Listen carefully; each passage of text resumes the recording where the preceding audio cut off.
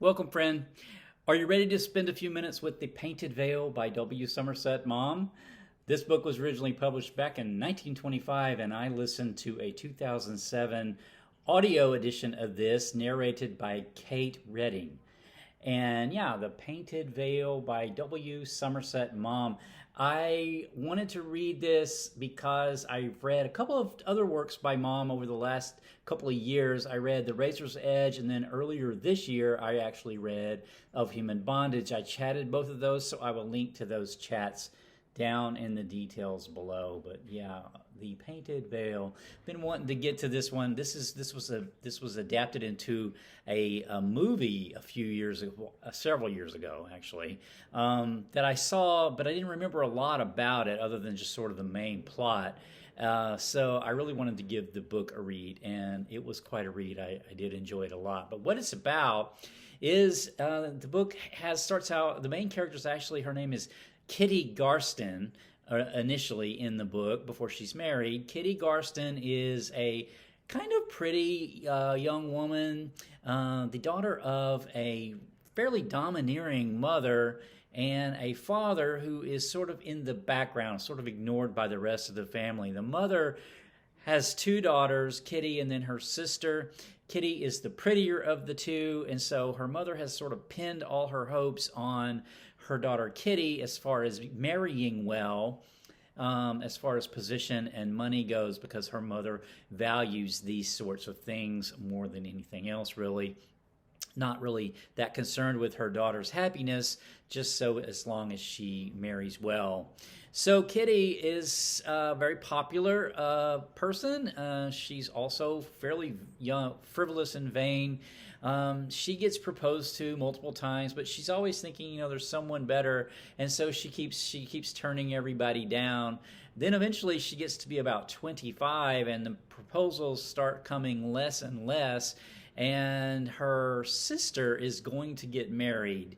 Her sister, who was always sort of ignored by the mother as being too plain and so unlikely to make a good match, but her sister is going to make a fairly good match. And I think she's going to marry like a baron, so into sort of kind of a low-level nobility. So, but anyway, that catches the mother's attention, so she's all about that. Well, Kitty then, she meets this man by the name of Walter Fane. Walter Fane is a bacteriologist, and he is going to Hong Kong. This is set in 1925, so Hong Kong is a British colony. So he is going off to Hong Kong in a relatively short time. And so Kitty thinks he proposes to her. He kind of falls instantly in love with her. And Kitty decides that even though she doesn't really even know him, and it doesn't think he's all that interesting or good looking or anything like that, she doesn't have that much of an attraction to him, but she feels like going off to Hong Kong sort of has maybe this sort of exotic flair to it that would get her some attention for a while, at least before her sister's wedding. So she agrees to marry him. So they get married and move off to Hong Kong. Well, they're there for a while. Kitty, though, she ends up meeting, she's sort of indifferent to her husband. Her husband, though, does kind of obviously love her, but Kitty starts an affair with a government official there by the name of Charlie Townsend. And Charlie Townsend is sort of like Kitty, right? Sort of vain, shallow. He's into polo and sports and just sort of like the superficial aspects of life. Whereas her husband does a lot of research. He's a bacteriologist and public health and things like that. So he's got a little, he's more into like studying and reading and more of the serious, more in-depth side of life, I guess. But anyway, he discovers this affair. And that's what sort of sets the events of the book off into motion.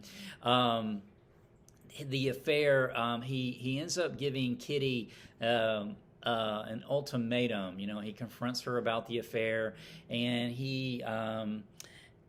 there's a cholera plague going on in a city some distance from Hong Kong, and he tells Kitty he will expose. He has all the evidence he needs to file for divorce.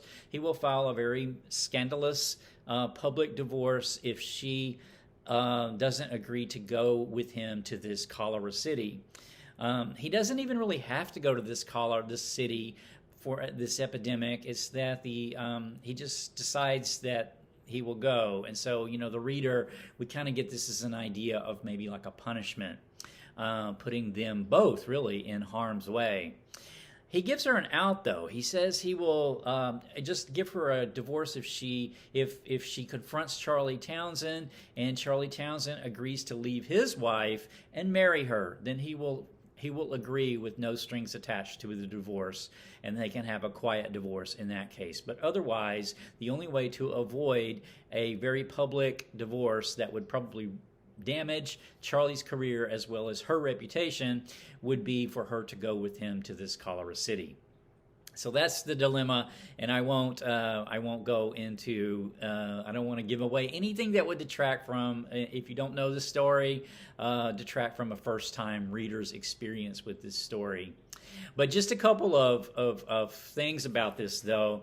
There's a couple of quotes that I think is really cool, just thoughts and impressions about the book. Really, it's about illusion. I think there's a couple of different kinds of illusions that are really being looked at in this novel. At least that's my impression.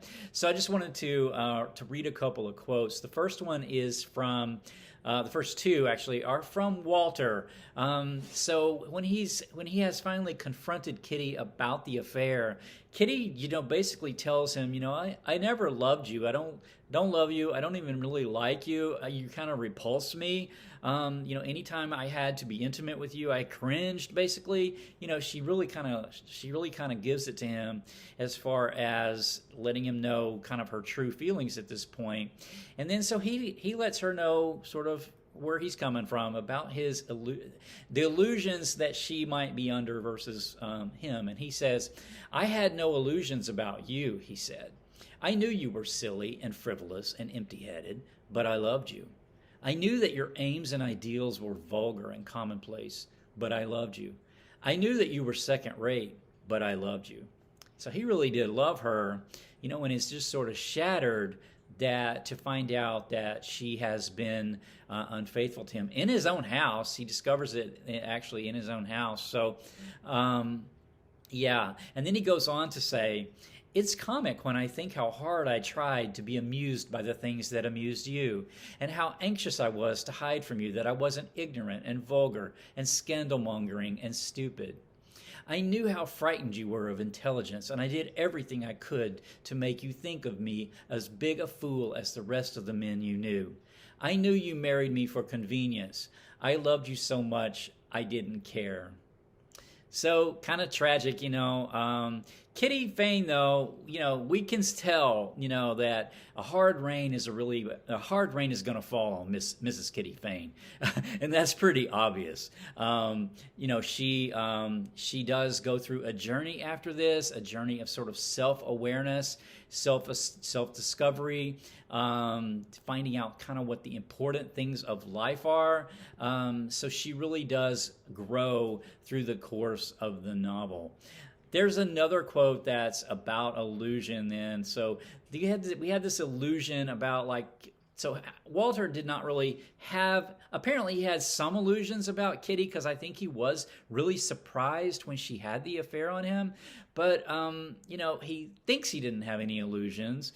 We find out that Kitty had quite a few illusions about Charlie Townsend, the man she thinks loves her like she loves him. She actually does probably love him, but she loves him in a very superficial way. But it's the man she's loved the most, at least to this point in her life.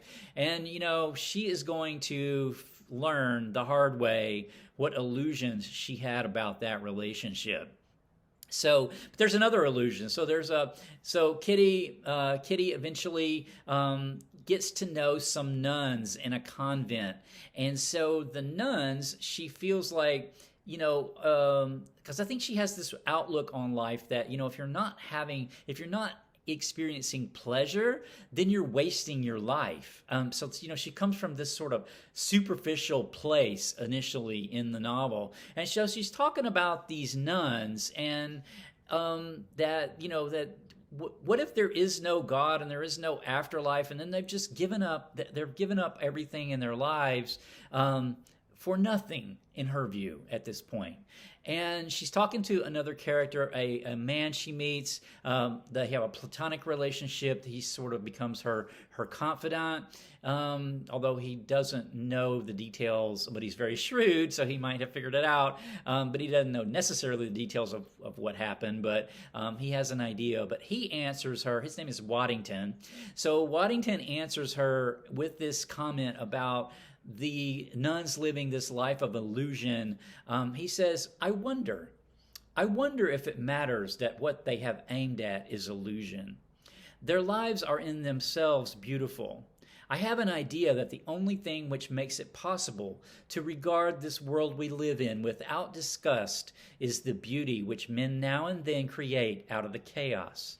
The pictures they paint, the music they compose, the books they write, and the lives they lead. Of all these, the richest in beauty is the beautiful life. That is the perfect work of art. So I think, Kitty learns her life has so far not been beautiful. In fact, it's been quite sordid. And the affair, that's another sort of thought and impression that I had around the book, was the affair is, to Kitty's eyes, something really kind of meaningful. But, to the reader, we can see the sordidness of it. They have to meet a lot of times they meet in like this curio shop where Charlie's arranged to have this kind of back room meeting place. So it's all very, secretive and furtive and kind of sordid.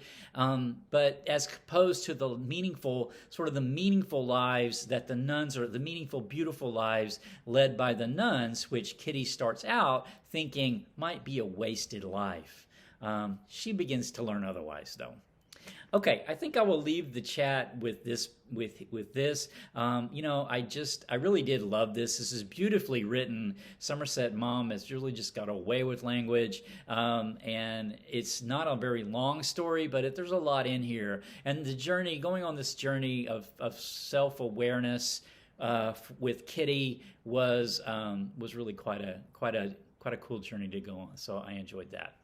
All right, my next chat is going to be Kindred, Neanderthal Life, Love, Death, and Art by Rebecca Wragg Sykes, and I should have a chat on this coming up fairly soon. So until next time, take care.